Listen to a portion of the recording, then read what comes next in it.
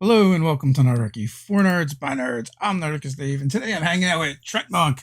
Many of you probably already know who Treatmonk is. YouTuber, makes lots of builds and loves the numbers and loves to explain them to us whether we want them or not. Uh, um, but that being said, I love your content over there, and I do love the fact that you're opinionated. We were discussing that a little bit, right? I feel like as commentators on this hobby, if we don't have opinion, what are we even saying at all? Yeah, Uh, I don't see the point in having a channel if I don't have strong opinions on things. Yeah, yeah. So, how are you doing today? pretty good. How about you? Good. So, for anyone that is not familiar with what you do, you want to go through the spiel real quick? Sure. Yeah. So I have a YouTube channel, and when I started it, I think I was pretty much the first person who talked pretty much purely about optimization, right? Like the numbers specifically and the math between comparing classes and builds and that kind of thing. Lots of channels do now, but at the time, I think I was among the first. Um, and I, I I do analysis of uh, official content, and I do builds with official content. And usually they're not as much concept builds as they are mathematical builds, and then I will share the mathematical calculations so that you can compare one build to another in performance. And you were doing this before you were doing YouTube as well, right? Yes, I started doing guides for classes in 3.5, about pushing 15 years ago. And you were And doing those like on forums and stuff like that. yeah, I started on the Wizards of the Coast forum. Um, and I was well known there on they had a character optimization forum. So I was reasonably well known there, and that probably helped my YouTube channel when I started it because I already had some following, and I did a fair bit for Pathfinder as well. So what was kind of like the impetus for you to go from forums to YouTube? I was to be blunt, I was hoping to make it a living, and forums earn. I had done 10 plus years of forums and never earned a penny, right? So, I can't believe it. yeah, it occurred to me that if I could make this a living, then you know, I could quit my job, and that was the main reason I even considered going to YouTube, because I know nothing about production or video. I'm terrible with technology, so it was really that. Yeah, I can totally feel you there. I mean, I feel like I'm a little older and coming to YouTube and this platform, there was a lot of things to learn. Uh especially now in retrospect, seeing all the younger YouTubers coming up and doing it really well. You could Yeah, definitely see the difference with those folks who kind of like grew up with the platform. I'll watch some YouTube channels and I'll go, there's somebody who knows how to make YouTube videos. Yeah, Yeah, yeah. and I'm not one of them. I'm only sharing D&D knowledge, and YouTube happens to be the forum I do it on. Do you have any YouTubers that you like to watch? Um, I I generally will watch Dungeon Dudes. I like Dungeon Dudes. I've watched your channel a fair bit. I've Staying watched, Canadian strong there with the Dungeon Dudes. yeah, yeah, yeah.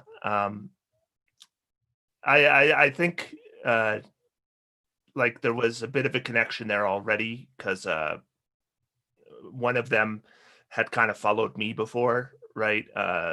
Before the YouTube stuff, and at least during the YouTube stuff, and I watched their channel, and I'm like, that's stuff I've said, right? And Yeah, yeah. I kind of connected a little bit, so I kind of like them.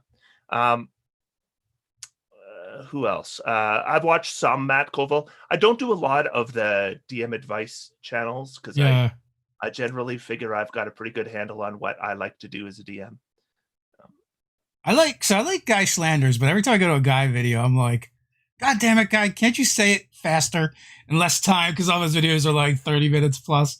Oh well, then you'd hate me. Yeah, yeah. Yeah, Look, I ramble. we're guilty of some long videos as well. I just don't have the attention span. So I like Davy Chappie and Jacob from XP to level 3. And basically it's more like, I want to say nonsense, but not nonsense. Like they're more entertaining than, I think it's more about entertainment. yeah. For those channels. Yeah, the point of those channels is you like D&D and you want to be entertained by somebody who's And you talking might about learn a D&D. little bit along Yeah. the way, but that's not like the Yeah, primary they're thing. not information channels. Yeah. So were you BK Dan wants to know, were you Treantmonk on the forums? Yes. Yeah. I started Treatmonk level 20 and then just shorted it to Treatmonk. The questions are rolling in, folks. Feel free to ask them, put question before them, and it just makes it easier to pick them out for me. So before we got started, I mentioned that I got this comment the other day, and I thought it was kind of like odd. I wanted to get your take on it. So, one of the folks that comes and comments occasionally on our channel, they mentioned they can't wait for the D&D bubble to burst, and they're more of a fan of other games. And I was just like, my take on it is like, well, that's a terrible idea, because I feel like 5e is really like widening the funnel for RPGs in general. Yeah, D&D is the gateway drug. Yeah. Right. I think if you look at the people who are into tabletop role playing, the vast majority of them were introduced through Dungeons and Dragons, even if they're not playing Dungeons and Dragons now. It's really rare when you talk to someone and they're like, I started playing Rifts, or, I mean, I've heard it occasionally, but it's definitely not I've heard of it normal. too. I think there's certain games that kind of went through the cultural barrier. Vampire the Masquerade comes to mind. I know people who started on that, because they were into like the goth scene, right? Or LARPing, right? They started LARPing right. first. And yeah, like, and so they had another route in. But I think for most tabletop gamers, Dungeons and Dragons was the way they got into it, and it certainly was for me. And I think it is for most people. And if they want to branch out into other things after that, great. But I think it's a little naive to think that getting rid of Dungeons and Dragons would increase the popularity of other systems. I think the community would not do well without Dungeons and Dragons. It would go the other way. It would stagnate or shrink.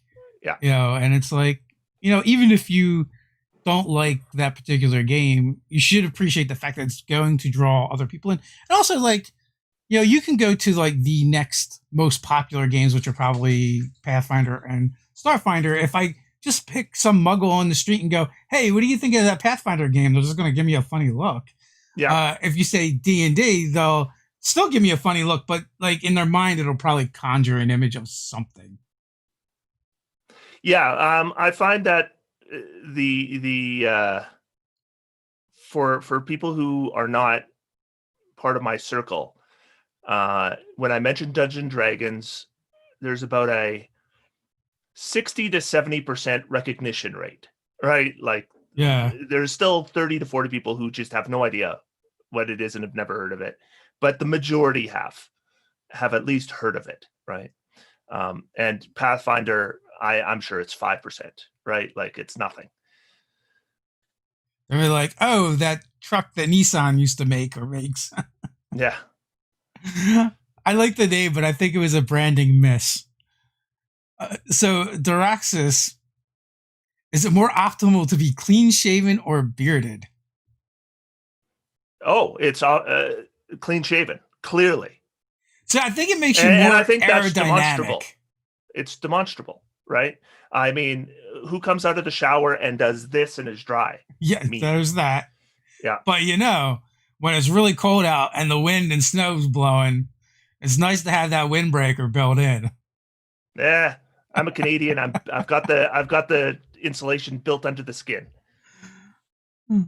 So River RPGs wants to know how long you've been playing D&D and what's your favorite edition. Since it's either 80 or 81. I don't remember the exact day. I was really young. I would have been like 8 or 9 years old.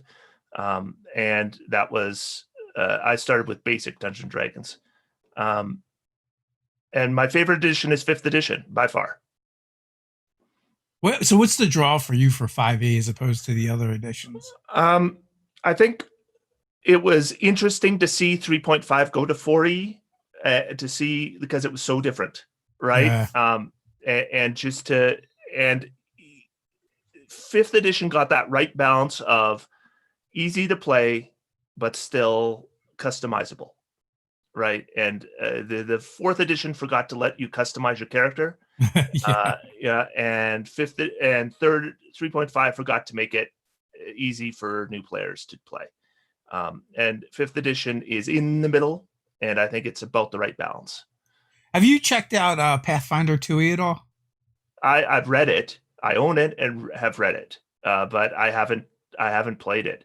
And I think it looks okay. It doesn't look fantastic to me, but it looks okay.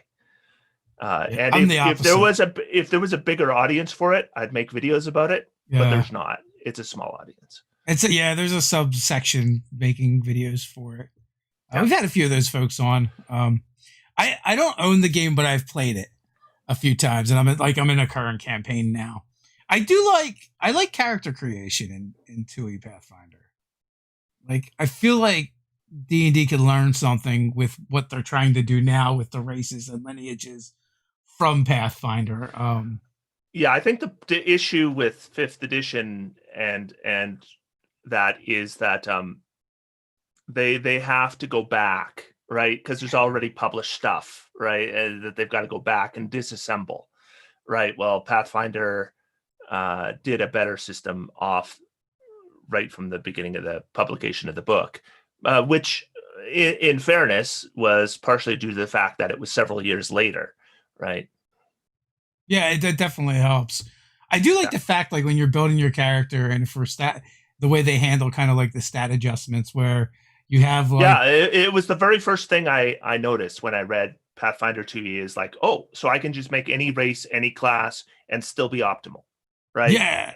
I like some that. Still are better than others, I think. Like, oh, sure, but you could still make an effective character. Yes, with any race. Because generally, at every decision point, there's like choose this or that, and then like put a stat adjustment wherever you want. Yeah. I know, like, the very first time we made characters for it, our intern showed up with the book. He's like, "Hey, we're just gonna make characters and see what you guys think." And that was definitely terrible because he would just like read off choices and we would select them. And then when we got done with our characters, not effective characters. We just were like picking things that seemed cool as options were presented. I don't think you would have approved of our character builds. I wouldn't have. No, that sounds awful.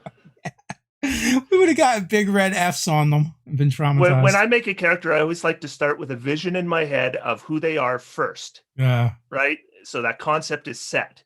And then I look at the mechanics and go, how can I achieve this concept with the mechanics? Right? And then I work it out. We didn't do that. Although I did technically rebuild that character, and that's what I'm playing now. I just wanted to be a goblin that blows things up. Well, I mean, I'm a simple man. I tend to be pretty, like, people should play however is fun for them.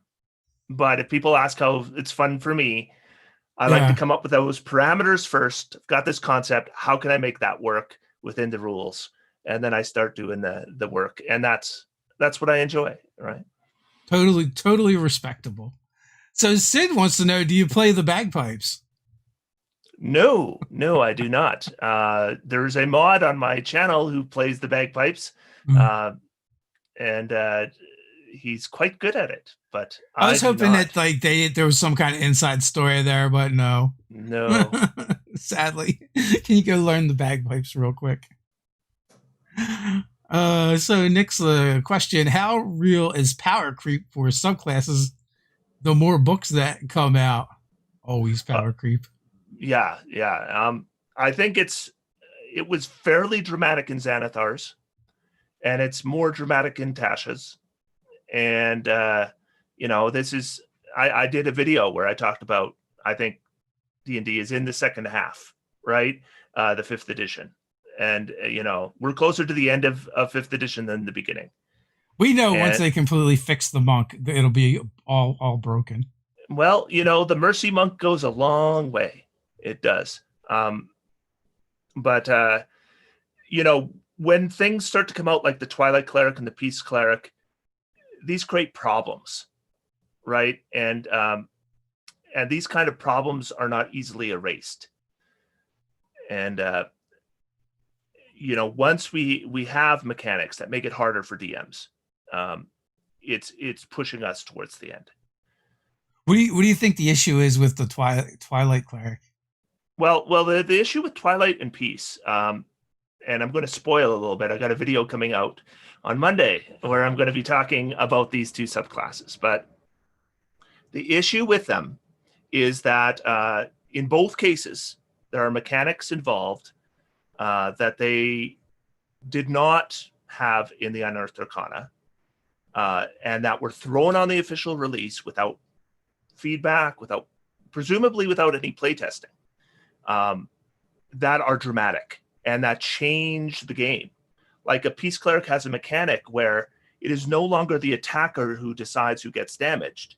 It is now the defender who decides who gets damaged. That is a major change in the dynamic of the game, right? The Twilight Cleric can provide the significant amounts of temporary hit points every round.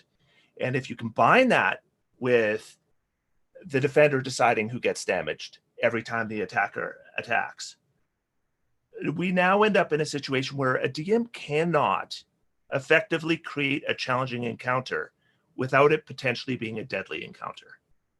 And that's a problem, right? And that is a significant problem for the game, because you put the DM in a position where they can't effectively do their job anymore, right? And as a player, you don't always think about it that way. You think, this is really powerful, so I want to do it. But when you're in the position of a DM and somebody's going to play Twilight, somebody's going to play Peace, and you want to create that challenge for the players because that's fun for them, right? You want those challenging encounters, but not deadly encounters. That is like balancing a plate on the head of a pin, right? It's almost impossible. And I've run scenarios. I did a lot of thinking about this because I actually had a couple players who wanted to do that in a campaign that I'm about to run. And at first I thought, I'll just up the challenges, no big deal. And then when I started to work it out, it's like, that doesn't work. That doesn't fix the problem that this design has created for the game. And so I had to be a bad guy, and I've got to go back and say, okay, we can't use these, right? And I don't like that. And I think in general, people are either going to find out the hard way, or they get to be the bad guy right off the bat. And in both cases, that's a bad thing.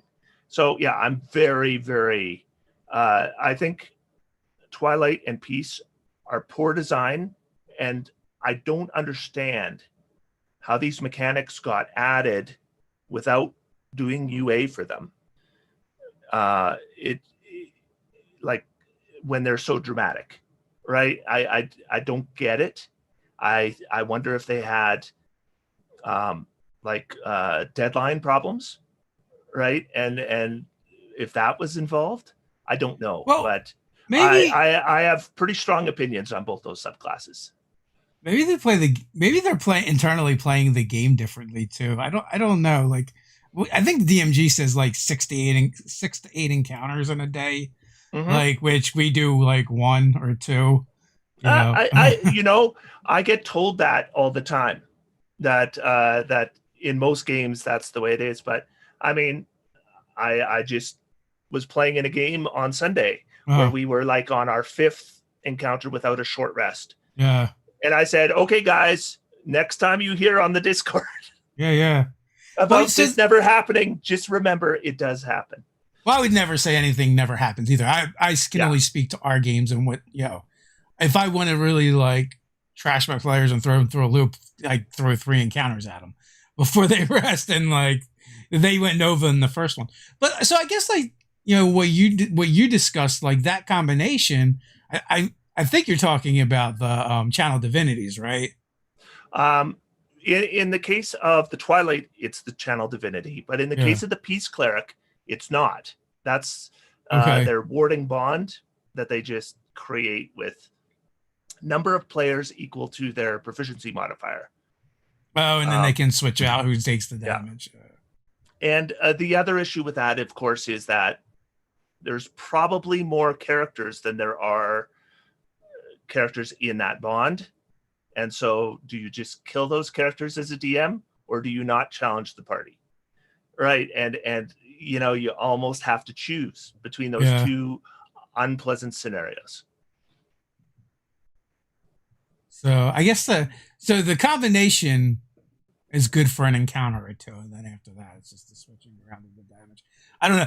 It did not help my Twilight cleric in our Curse of Strahd game. Well, and remember this too. Clerics, number one, get their channel divinity back every short rest. Yeah. And number two, they eventually get multiple channel divinities. Yeah. If you're saying that you normally have 1 or 2 encounters per short rest, well, a 6th level divinity Twilight divinity cleric would be able to do that channel divinity every round of every combat you ever play. Yeah. No, that's absolutely true. Yeah. I had my Twilight cleric of Maglulia went down to Baba Lysaga. Saga? I don't know. Baba Lysaga. Yeah. Finger of Death. There was no help in that. Did like 20 points above my max, I think. So I had to, you see, I ran Curse of Strahd. I had to significantly increase the threat of Baba Lysaga, but I play with optimizers. So, we were all over the place. They would not have been challenged by the Baba Lysaga as presented in the book. So I don't know what level we were supposed to hit that encounter at. We were like, I think around 7th level. Yeah, so we were a little bit under, and our tactics were not great. And I am more tactical than the rest of the members of that group, so I'm like biting my tongue because she was actually under a hold person spell. It actually worked. And I'm like, okay, so I'm like, I was invisible and I hit her with inflict. And I was like, now if the next person attacks her, we might be able to take her out. This is how we think differently. You see, I'm thinking she's under hold. All right, bind her hands. Oh, yeah. Right? Don't break it. Bind her hands. All right. Gag her. All right. We're done. Yeah. Can we call this encounter now? I definitely did not do that. I was hiding in her flying skull, invisible, and then she jumped in it basically. I'm immediately thinking, how do we turn off spell casting? That's how I would. Yeah. That's not what I was thinking. I was thinking, man, I'm going to be able to do so much damage with this inflict wounds, and I did. But then she got to go next turn, and also my party was like, we're going to attack these scarecrows. I'm like, but. Whether the enemy has 100 hit points or 1 hit point, they're just as good at spell casting. Yeah, that's true. They're just as good at anything in D&D, pretty much. Yeah. It does not affect you very much. So Michael wants to know, what's your favorite race for min-maxing using the Tasha's new rules? Well, I think there's my favorite race is halfling. It will always be halfling. And that won't change. But I'd see opportunities with the change, being able to float ability scores for certain races to become pretty crazy. 2 of them stand out. The one that really stands out to me is Tortle. Tortle, interesting. Yeah, okay. Because I mean, well, think about, like I mentioned this actually in one of my videos, is that so the Blade Singer can do their blade song. So they add their intelligence modifier to their armor class, and then they can do the shield spell on top of that. But what if you're already a Tortle to begin with and you have that 17 base armor class? How insane does that get, right? Like, because the designers haven't thought about that. That's what's happened, right? And I do think about that because that's what I do, right? Doesn't mean I'm going to play a Tortle Blade Singer because I think it's a little bit too much, right? I think about, I think that affects other things too, right? Like there's certain things that Turtle wasn't good at. Now that they are, how does that affect things, right? Um, I'm not sure that there's other. I mean, there's certain races that get more in terms of ability score increases, like mountain dwarves and half elves. When you can put those wherever you want, that certainly opens up some doors as well.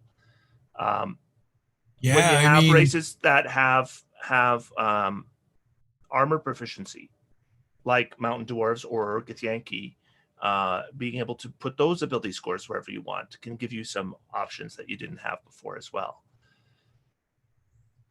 half elf really opens up those classes that require free stats, Yeah, to be effective, like the monk and the ranger. They really get penalized when it comes to stats for whatever reason.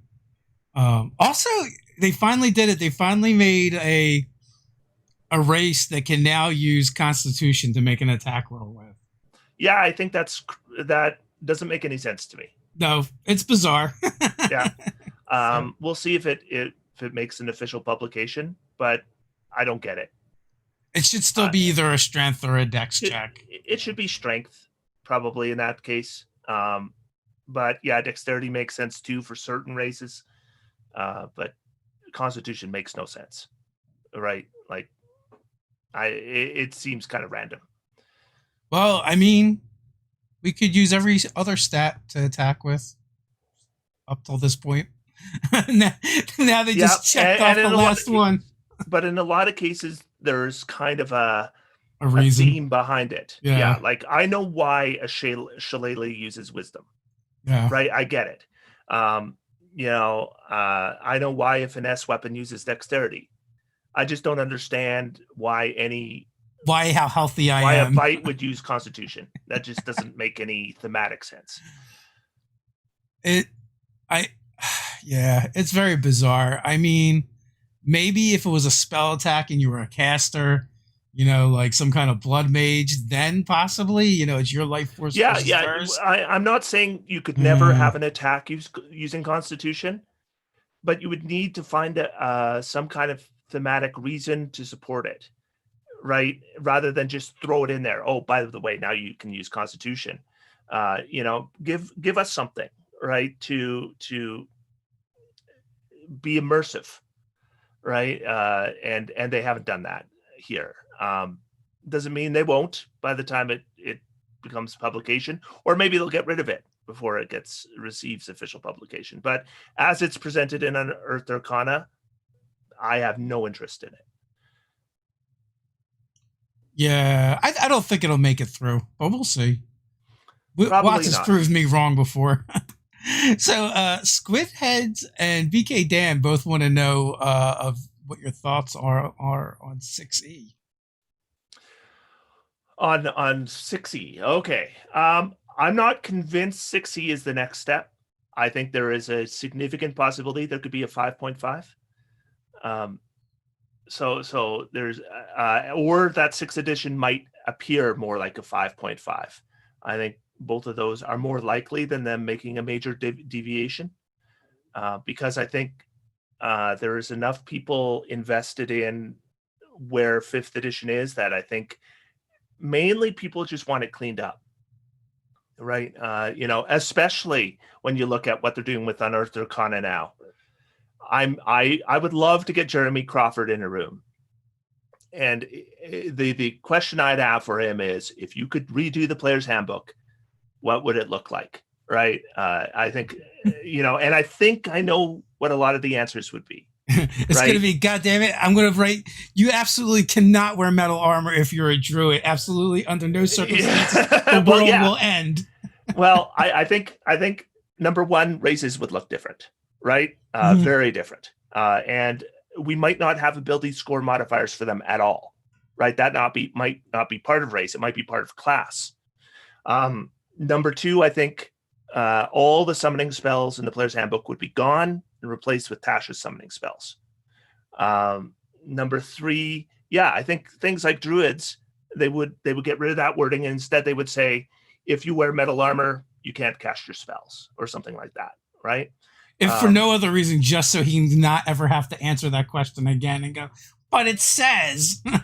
Well, and never mind every DM getting asked, what's your Yeah. position on druids wearing metal armor? I mean, let's have some rules that just tell us, Yeah, right? yeah. Rather than, because that's kind of a fundamental base question. I mean, there's lots of things that make sense to leave in the hands of DM, but can the druid wear scale mail armor? I think is a pretty basic question when you give them medium armor proficiency.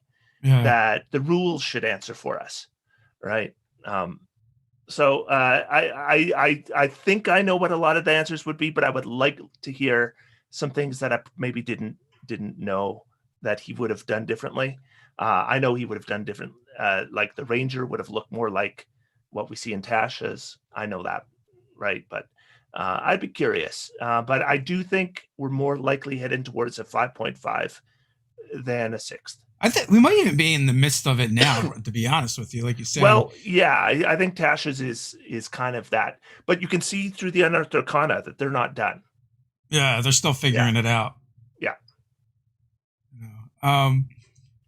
Speaking of the Ranger and Tasha's, what do you think about that? Because that wasn't out last time we spoke.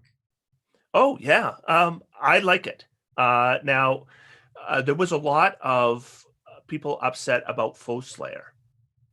Because Foe Slayer, originally in the Unearthed Arcana, you could cast Hunter's Mark when you use concentration, and didn't use spell slots. And then it went, okay, now it's going to use concentration, only does a D4, only against a single creature, only lasts a minute. And I get all of that, right? Yeah. And I don't think I think if I play a Ranger, am I going to use Foe Slayer? Yes. I'm not. I skip it. I'll use it. I like it for different. I'll take anything. I'll take anything over the written version of Favored Foe and Natural Explorer. I'll take anything over those. So I ditch Natural Explorer, but I take Favored. The Favored Enemy, the original Favored Enemy. I despise Favored Enemy, so I'm happy to get rid of it and get anything. But I like it thematically. Like I like the idea that now the Ranger is this polyglot with like tons of languages. And they gave the Ranger a ton of optional variants. Oh yeah. And one of the things that was mentioned to me is, but some of them are replacements rather than just add-ons. To which I say, of course they are, right? Yeah. The whole point is that the designers recognize the original Ranger had design problems. So they're offering for you to switch it out and have a non-Player's Handbook Ranger. That makes perfect sense, right? And so, I think they've done... If we take all the optional class features of Ranger, the total lump sum of it, I think, is a perfectly workable class without any of the feel bad options. They're just gone, right? Yeah, and honestly, like, there's a lot of wiggle room to mix and match the things that you like or dislike. So you can really customize that class more than like any other class now. That's true. That's true. If you really wanted hide in plain sight. I don't know anyone who did. Yeah. There's definitely abilities like that. Like Natural Explorer, there's no reason to take that. The things you get are so much better. Get rid of it. Yeah. Well, Natural Explorer even had some good things, but the problem is they weren't things that improved the game. They were things that removed challenges, and just removing challenges rather than helping you defeat challenges isn't good for storytelling. It's not fun. No, that's right. It's you're never going to get credit from the group. Yeah. No one's going to be like, I'm glad I had a Ranger. Yeah. How do you feel about primeval awareness and its replacement? It's primeval awareness. I think, generally speaking, I think all the changes are improvements. Yeah. I think everything, and you're never going to get perfect, but I think all the changes are improvements. I do think that they kind of made Rangers better druids than druids in some ways, right? Like you give a ranger a bunch of free spells that druids probably can't afford to fit into their preparation slots, Yeah. that really thematically fit druids better than anything else. To some degree, now you have rangers stepping on druids' toes. But you know what? No problem, right? Like, so what? Druids still have their own things. The primeval awareness ability was like something I'd rarely seen used in our games. And then I started playing this Curse of Strahd game where we had two rangers and they like use it all the time. But it's in Barovia, so it's almost useless because there are so many like things that ping that it's like just like everything is everywhere. You're better not looking. Yeah, well, the the ability in the player's handbook I find useless, like completely, utterly useless, right? Because it is, if you read it as written, it's almost never going to give you useful information. Yeah, there's one of these creatures somewhere within your radius is not useful information in almost any situation. Yeah, and Barovia is a good example.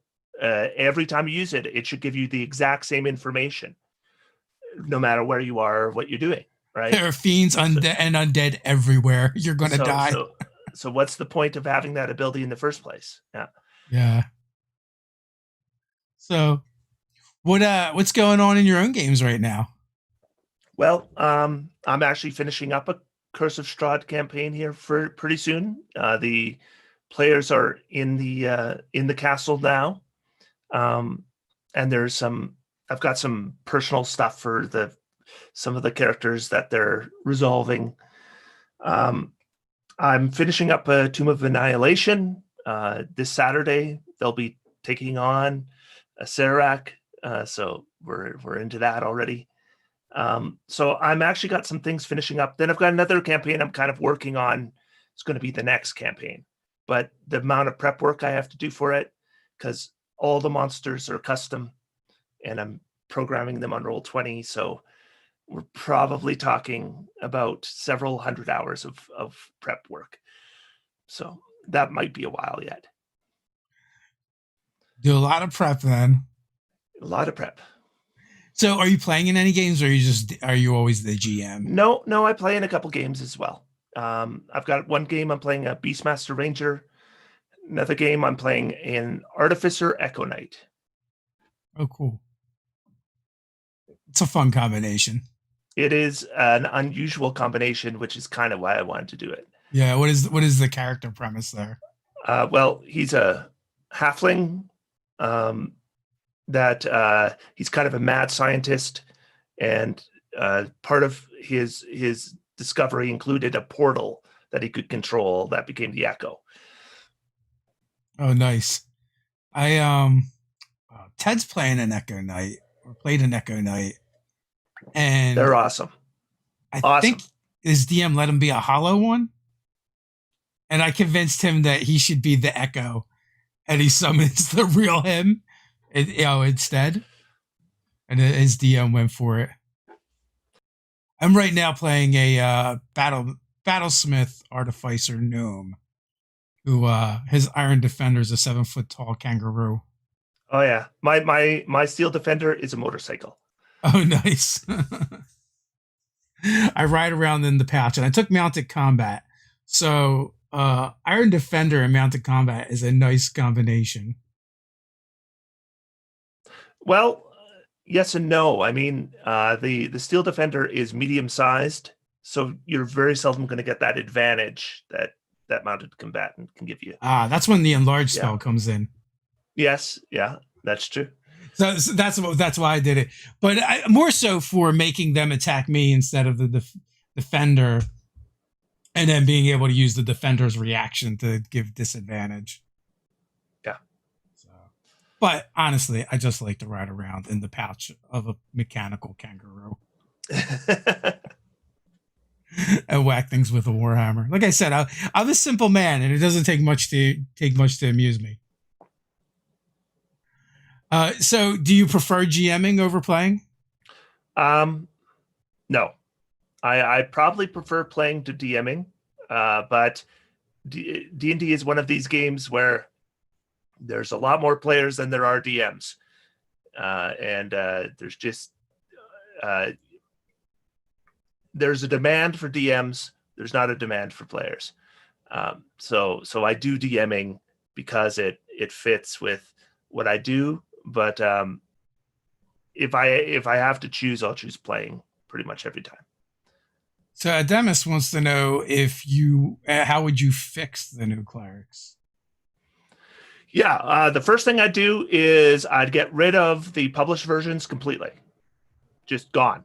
Go back to Unearthed Arcana and adjust those, because Unearthed Arcana didn't have anything insane in it that you couldn't tweak.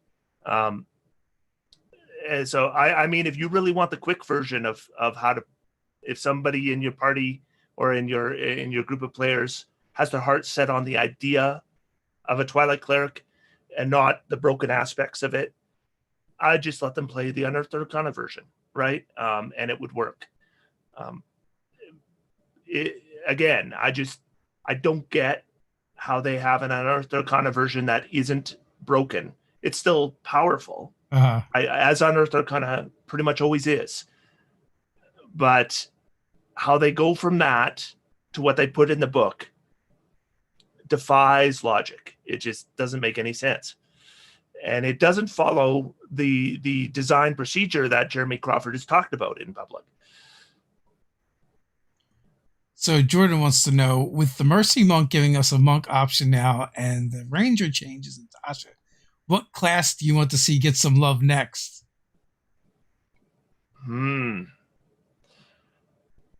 Well, I still want the monk to get more love. One subclass is a start. It's not a fix per se. It's a start, right? I'm glad that I can play a monk now and be effective. But I'd love to see the monk get more.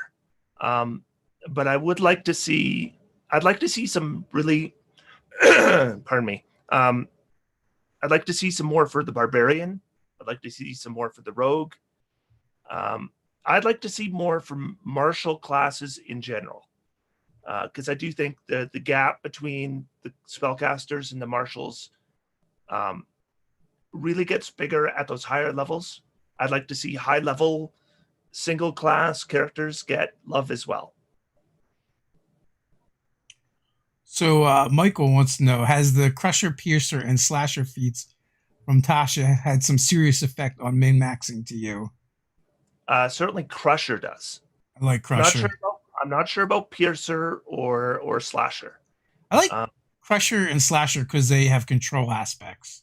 Yeah, especially Crusher. You can move something 5 feet any direction.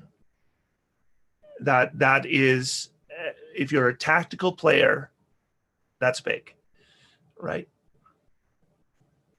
But now I need a halfling slinger with the Crusher feat.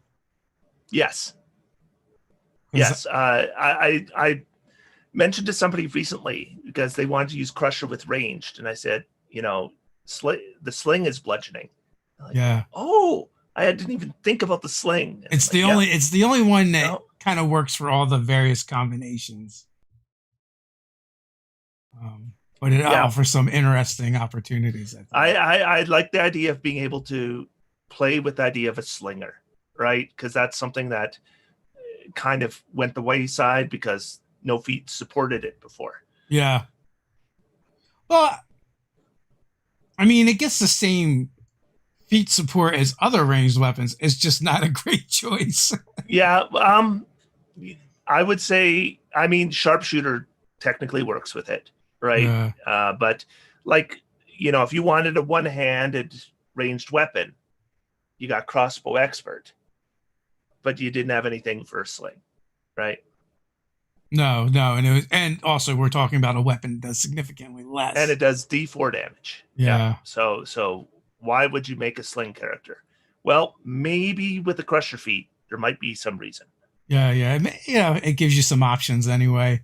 I love looking at that stuff and just seeing what you can do with it. Yeah. I was just happy to finally get a thrown weapon fighting style. Yes.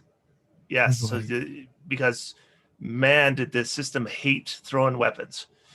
Yeah. It used to be totally a thing, the broken dart fighter from earlier editions. Now we can make it again. Well, it's not that broken though. I mean, it's No, still no, it's I'd still say I'd say throwing weapons is still your weakest form of ranged combat. yeah, yeah. It's not, you can do something with it now. But at least you have the option. It's fun, like Yes, yes. And I'm glad the option is there. Although, so I'm playing a battle master that throws darts, and so a fun combination. Although you burn through your superiority dice really fast, is quick toss. Um, because it is a superiority die that allows you to chain another superiority die to it, which is pretty nice, especially if you happen to get a crit. But so I got to finally experiment with that last night, and it was like one round, all my superiority dice are gone, but the enemy was nearly dead. Yeah, the battle master, a lot of it is deciding when to use those dice, Yeah, right? Because yeah. I see a lot of players just blow them right at the beginning, and then they're playing a subclassless fighter for a couple battles, right? Yeah, yeah, until they can get a short rest. Yeah. Although, I mean, the fighter's still pretty good. I don't know. I think in this edition, the fighter is more interesting than previous. That's not hard. So, Yeah. true. That's Fair enough. Yeah. And it's not a lot more interesting. It's action surge more interesting. And maybe second wind more interesting. Yeah. But once you get rid of those, then what's the fighter? I mean, it's all boring stuff, right? I don't know, but I'm biased, right? I'm biased. I like spellcasters. Yeah.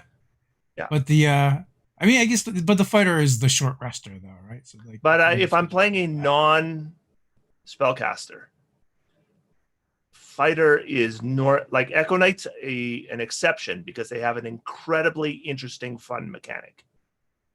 But like a champion fighter would be the last subclass class combination I would ever play in the game. Yeah. Yeah. And it's not that you can't make a decent champion fighter. It's just, to me, so boring. Yeah.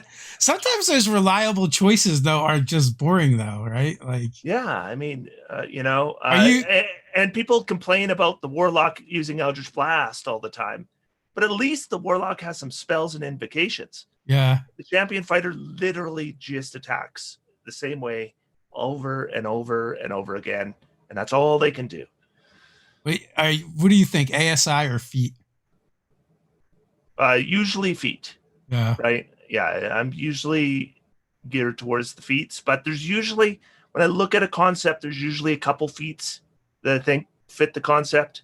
So I'm going to grab those, and then once I've got them, then I go back to the ability scores. Now, do you feel like the feats are statistically better, or Yes. they're more interesting? Both. I'd say both. I'd say they're, but it's not universal because the feats aren't balanced against each other, right? The durable feat is never worthwhile. True. Right. If your DM offers you it for free, send it. Yeah, back. yeah. If they take it for free, I guess I'll write it down. Yeah. I'll probably forget I have it. But the best feats I'd say are in almost every case demonstrably better than ability score increases, right? Like you can punch stuff out and show how they're better, right? Like, you take Great Weapon Master compared to increasing your strength. We can literally punch the numbers and show you how you will just be more effective, right? Yeah. Have you punched the numbers on that one? Oh yeah. Years and years and years ago. Yeah. That was one of the first things I did, was that one, right? Because it's so easy and obvious, right? So I feel like the stat adjustments just come up more often. Like it's more reliable. Like every time you swing a weapon, you're gonna do. If you hit, you're gonna do more damage. Or you're gonna be one better to hit, or you make a saving throw, or you make a ability check. Like those factors are always going to come in. Yeah. And Well, some things are weighted more than others, like dexterity, because it affects so many things. yes. Yeah. But like, if we're going to go back to the strength, I mean, ability checks, sure. Okay. Maybe you're making athletics checks a lot, and that +1 is going to make a big difference. But I think in most cases it doesn't. If you got a good strength and you're proficient in athletics, you're going to generally make those checks. The saving throws, sure, it does increase your saving throws, but saving throws in Dungeons and Dragons are usually wisdom, dexterity, or constitution. They're very seldom strength. So I don't think that is a major factor either. And in terms of damage, there are certain situations where you have a very high armor class enemy where you're going to do more damage using just straight strength. But overall, the difference is pretty dramatic. That's because you haven't seen me roll dice. And it's pretty easy to come up with the threshold. Yeah. When you should use Great Weapon Master to when you shouldn't, right? So you come up with that threshold, and the difference will be greater still. Last night, my first 3 rolls were a 3, 2, and 1. Yeah. And as soon as somebody rolls a 1, I say, should have played a halfling. Yeah, that is true. It would have came in quite handy last night. Evil Silly Putty is trolling us now. How would you fix True Strike? I mean, I usually just pretend it doesn't exist, right? Likewise. It's because it's not even something I consider. If I was to fix it, I mean, you got to go back to the drawing board, right? Like you can't tweak it. I would imagine maybe make it a reaction. If you really wanted it simple, you could do it as a bonus action, right? A bonus action cantrip. But I don't know how that would affect the balance. I'd have to really look at that, right? Like these are big changes to make. Yeah. After a minute of thought, right? It's not like I'm the designer making the Twilight Cleric. I'm actually concerned about what this might do to the game. So, even with making it a bonus action, like I don't even feel like that would break the game. I just don't feel it would make it useful enough, because there's other ways to get another attack with a bonus action, than casting a spell. I'd have to give it some thought. Yeah. That's why I say if it was a reaction to like when you make an attack as a reaction. Yeah, it's not one of those things where I can just go, "Oh, that's easy. This is the fix." Yeah. Right? I can throw out some ideas, but until you really delve into them, you don't know if it's the right answer. How do you feel about Blade Ward? I think Blade Ward's fine. I don't take it on most casters I make, but I think there are certain times you want it. Eldritch Knights, I think, have a good reason to take it. So I think it's fine. It's not one of the better cantrips, but I think there are occasions where I want it on my build. That was one I used to rag on. I was playing an Eldritch Knight that didn't have it, and I just got my bell rung so hard one round. I was like, finally, a use for Blade Ward. Yeah.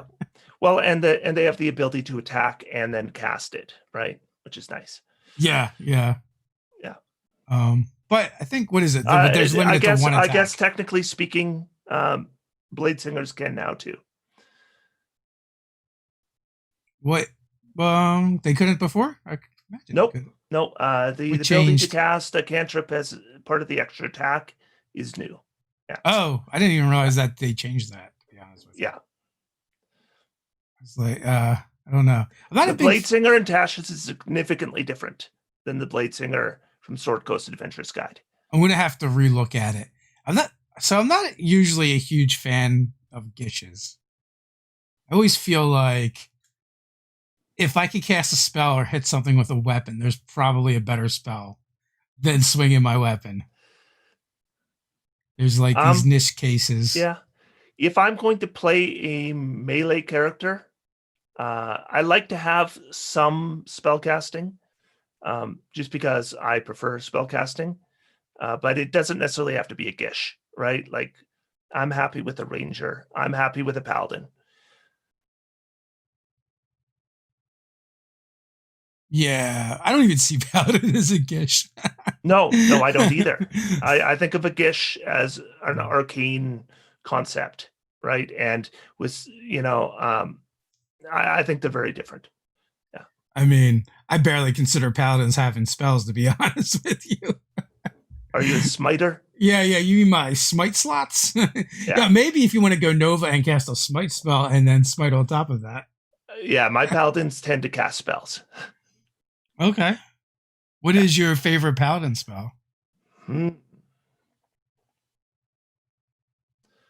Favorite paladin spell? I mean, at first level, it's Wrathful Smite. That one is amazing. Yeah. I like Aura Vitality a lot. I think it's a neat spell. Oh yeah, that's a good one. That's where you just like give out hit points, right? Yeah. Exactly. And it really, in a lot of cases, it depends on the build and what I'm going for. I like Bless. Bless is a great spell. It is a great spell. Yeah. But it does shut down your other smite spells. That's fine. Yeah. I'm making the whole party better. Forget them. It's all about me. No. One of the things I really enjoyed when 5e first came out was the ranger and paladin spells. Like when you were flipping through the player's handbook, like you would come to a ranger and paladin spell, and you would just know they were on that list. Yes. One of the things I kind of don't like about how with a lot of the optional rules is a lot of that's kind of gone away. I thought that was kind of a neat feature to the game when it first came out. I think if you're looking to address issues in balance, there's two ways you can go. You can either blur the lines between classes, or you could make them more distinct, right? By giving the weaker option something unique. And they've gone for the blur the line, which admittedly is probably the easier fix, right? Oh yeah, it's definitely easier. Yeah. It's just less interesting. I agree, 100%. Yeah, I'd rather see. Like I said, I like kind of those, but it's still the edition of the game that I enjoy the most. It has it's an amalgamation of all the things I liked from previous editions. Yeah, I not that long ago, just up for nostalgia reasons, friends and I played some Basic. Okay, yeah. And we very quickly realized how badly it sucks. Like, it's just terrible. You can't do anything. It's terrible. It's such a terrible system. But I mean, it was fine to introduce me to D&D. But going back, and I recently went back to Pathfinder within the past year to play for a bit, and so clunky, right? And so convoluted. And again, I thought, how did I ever play this and enjoy it, right? So I'm quite happy with where I am now. Though I could see maybe with a 6th or 7th edition going back to 5th and going, how did I ever enjoy this? Yeah. Well, with Pathfinder and 3.5, like it was just like a lot of minutia. Yeah. You had a lot of choices, but ultimately they didn't matter a lot until you made a bunch of them. Well, it's kind of how I got into the guides in the first place. Yeah. Is because not because I was sharing knowledge I had, but because I was doing the research for myself, and I thought I might as well write it down. Yeah. At least in 5e, like you don't have as many choices, but there are these big blocky choices that are a lot different. Now, 2e, I think for Pathfinder is going in kind of a cool direction with those choices being more interesting and less about I get another +1 or +2 to do this thing. They kind of like fundamentally change things. So Fire Swiper was asked a couple of times, so I'll pull this question out. How would you roleplay the new Clockwork Soul Sorcerer without focusing on Modrons and Mechanus? Well, I mean, yeah, if you're not going to go down that route, I think anything with clockwork should be a logic-based character, right? And so you could just go Spock, right? But I think the concept fits logic, right? Yeah. You should be cleverer than the rest of your party, right? And I think the concept really clings to not being emotional, right? Being very like if you look at the abilities, it's all about creating order, right? And you can do that without going the clock, like without going the modron way, right? Like you could um maybe you're insectoid and you have kind of an ant view of things, right? About like but one way or the other you probably have some kind of concept on how the world could be better by removing the chaos from it. The inevitables kind of come to mind for me when I think Yeah. about them. I don't know if they're connected to mechanics or not. I don't remember. There's too much D&D lore floating around in my head.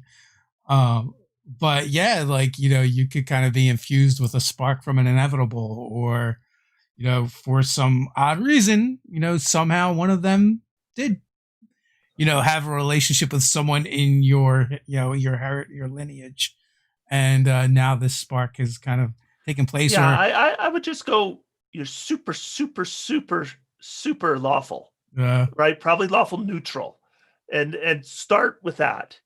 And then think about things and see what comes to mind. But there will be a concept that pops up. oftentimes I like to think of lawful in the terms of order and orderly more so than laws. Yeah, when I'm thinking, when I'm read Clockwork Sorcerer, I'm thinking of like, did you ever see the TV show Monk? Yeah. Yeah, him. Right? Like things out of place bother you. Yeah, right? OCD. Yeah, all the way. Yeah.